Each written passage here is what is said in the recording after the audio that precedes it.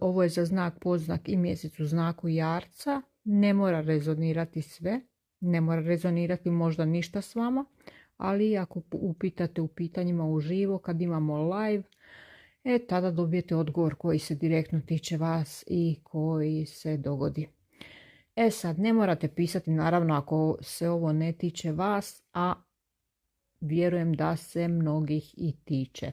Jer vidim da vam se neke želje ovdje ostvaruju nakon što ste bili vrlo, vrlo strpljivi. I to sa 9 kupova i vitezom kupova. Mislim da je za vas ovo bio jako, jako dugačak put do ostvarenja nekih ciljeva ili snova i bili ste vrlo strpljivi.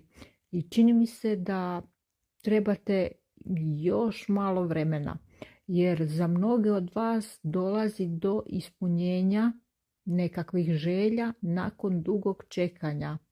Nakon dugog čekanja i dosta borbe kroz koju ste mnogo propatili. Sa kartom carice vidi se da vas je ovo nekako donijelo na najbolje moguće mjesto gdje možete biti, odnosno možda će vas tek donijeti na najbolje mjesto gdje možete biti. Vidim da dolazi do zadovoljstva kod vas i kada smo kod svih dobrih stvari, ja ih vidim još i više ovdje kada su karte ovako raspoređene što su ispale. Nekako mi se ipak bojite nepoznatoga kada se radi o suradnji s nekim. Sad ne znam da li je to samo jedna osoba ili je to više ljudi, ali radi se o nekoj suradnji. I vidim ovdje i neku vrstu odvojenosti. Kod vas se vidi i da razmišljate i kao da nemate više ideje kako da dobijete nešto što jako želite. Kod nekih od vas se vidi da planirate, a kod nekih kao da nešto jako, jako želite već to i da trebate pomoć, ali tako što ćete dobiti pomoć, doći ćete i do cilja sa asom mačeva.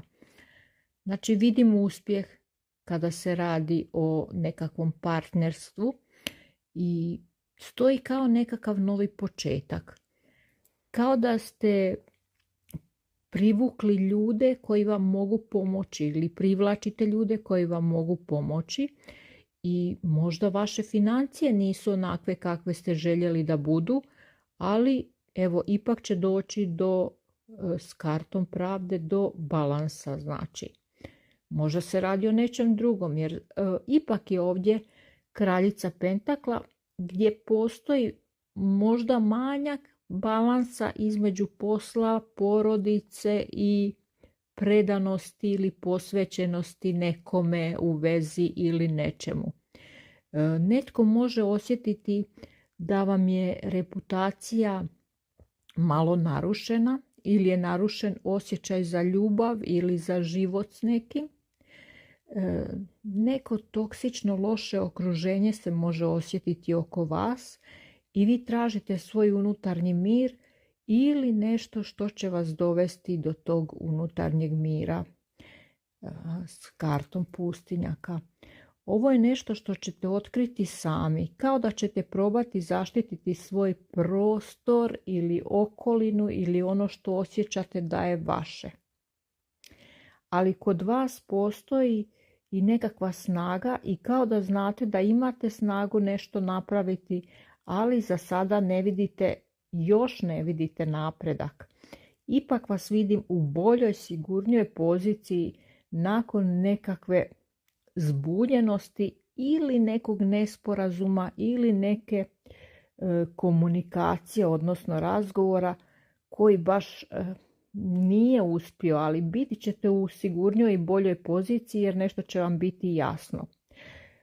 Sa 2 kupa i kartom pravde ovdje se osjeti manjak balansa kada se radi o vezi ili čak možda i o prekidu veze.